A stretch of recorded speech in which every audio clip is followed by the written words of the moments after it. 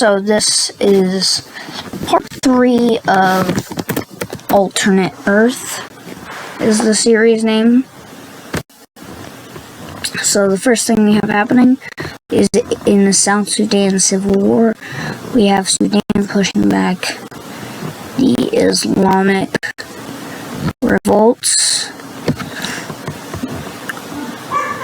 Then we have the Ethiopian-supported rebellion, which nobody knows it's being supported by Ethiopia, because it's very secret.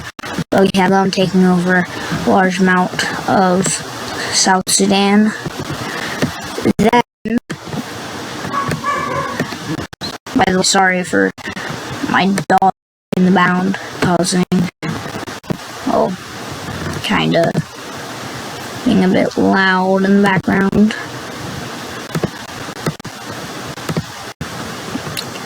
But that happened, so what's the problem here? Oh, come on. Are you serious right now?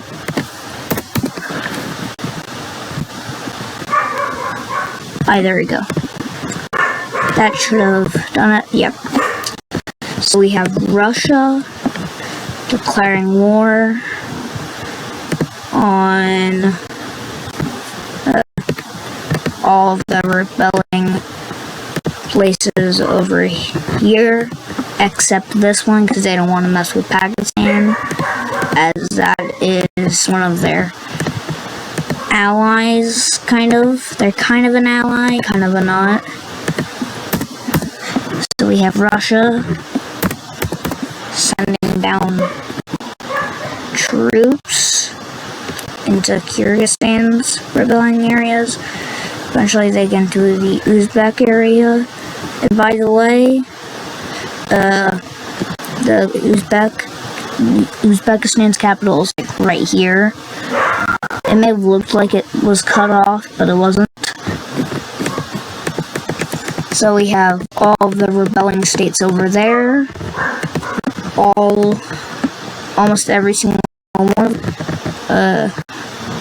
is now under Russian control. But that may not be the best thing, because it's trying to have all these places under one country isn't always the best, because they're just kind of so different. So yeah, we have Russia invading there. Then in the West, we have a Central American war between, well, a few Central American wars, but first we have, the first thing we have happening is Guatemala and Belize uniting. Then we have El Salvador, Guatemala declaring war on Honduras. Then Nicaragua. What? Then, oh, come on. Serious? Are you serious right now? Then we have Nicaragua and Costa Rica joining in on the war. And then we have Panama on the red team here. Then we have the Dominican Republic. This is the Dominican Republic and Haiti. That's a different war, but it's still taking place at the same time as the other one.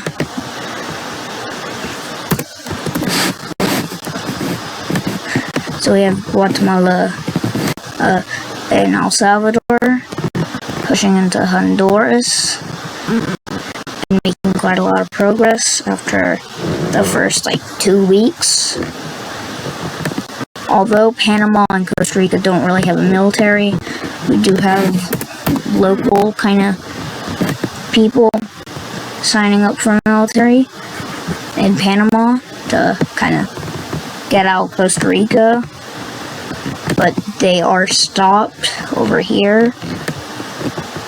And then up north we do have the Dominican Republic cutting off Haiti. Then we have them pushing out the Haitians over here. And then we have them pushing in and capturing all of Haiti.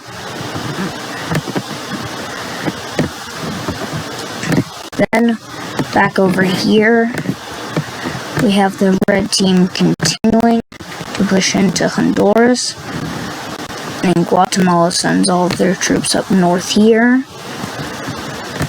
We do have a push from Nicaragua to push back El Salvador, which does manage to go pretty well. And they even do get into some parts of El Salvador.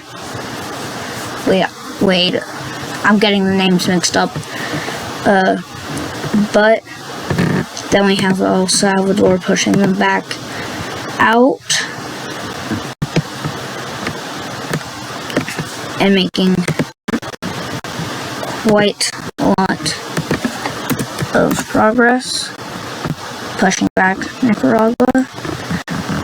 Eventually they do manage to get over here. Then we have Costa Rica surrendering to Panama. And from there, they push up. But just when it looks good for the red team over here, we do have Mexico pushing in. Now it will take a while for Mexican troops to push in.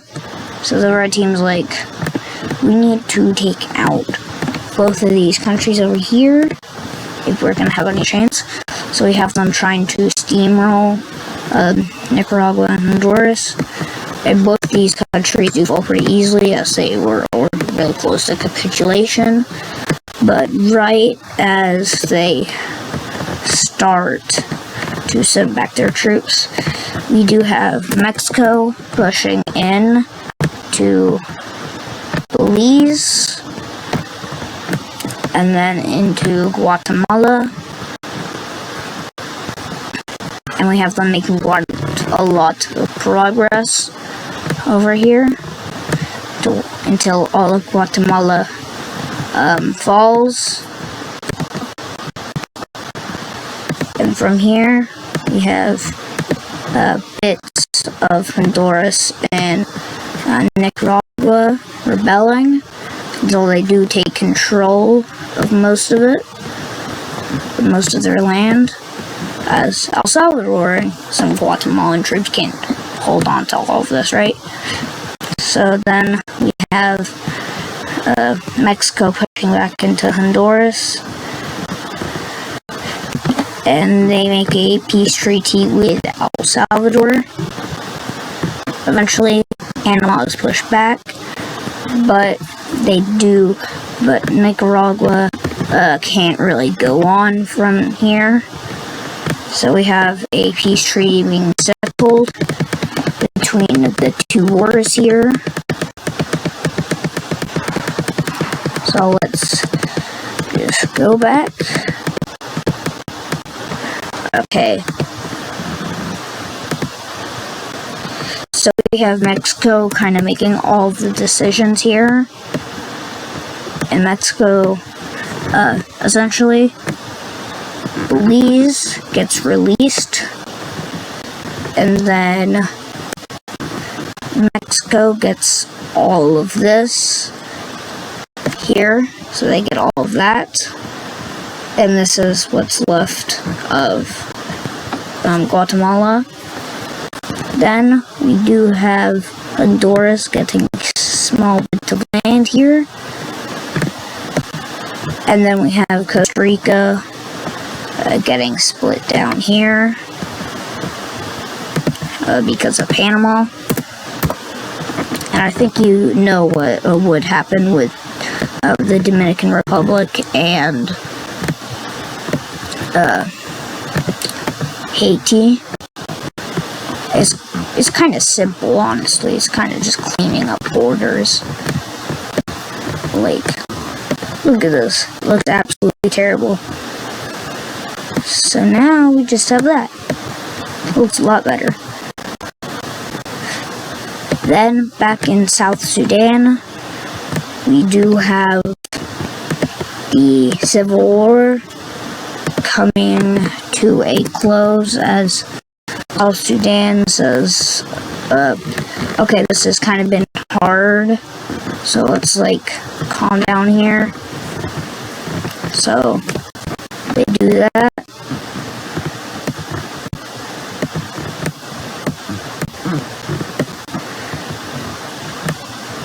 Yeah. No.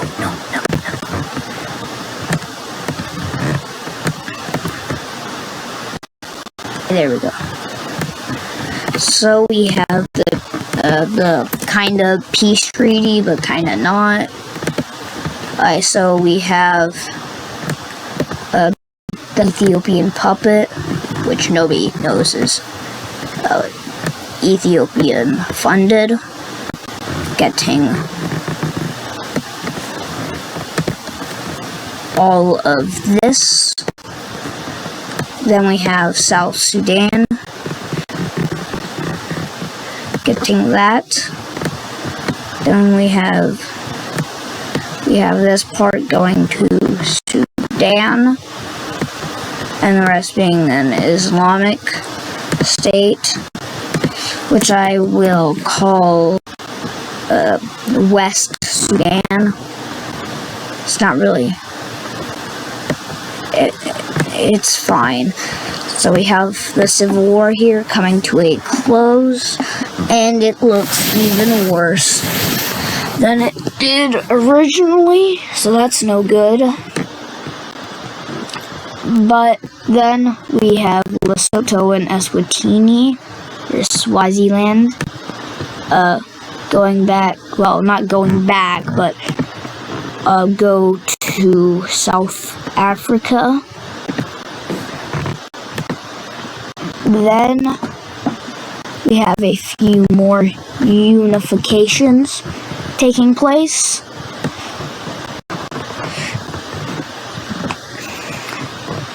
The first one,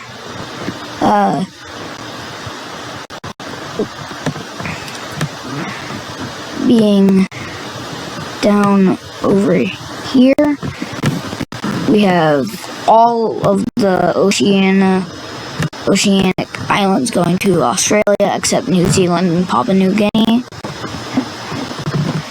Then we have Botswana and Zambia coming together, as they are kind of scared of South Africa there. Then we have a big unification between Mali, Eritrea, and Niger, and then also Senegal as well, and that kind of makes the Gambia come in. So we have a massive country over here, but then we have this country over here joining Liberia. And we have these three countries forming an alliance.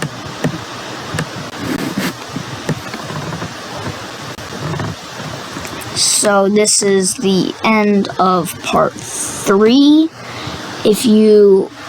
Thanks for watching, and goodbye.